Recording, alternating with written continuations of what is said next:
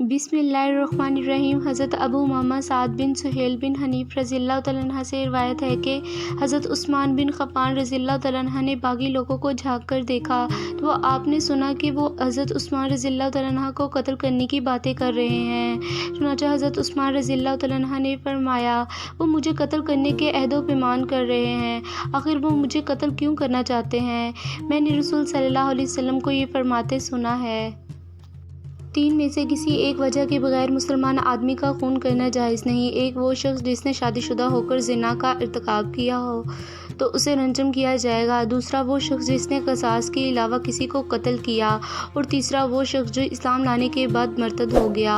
अल्लाह की कसम, मैंने न जहालियत में ज़िना किया था न इस्लाम लाने के बाद किया है, और मैंने किसी मुसलमान फ़र्द को कत्ल नहीं किया और इस्लाम लाने के बाद मर्तद भी नहीं हुआ।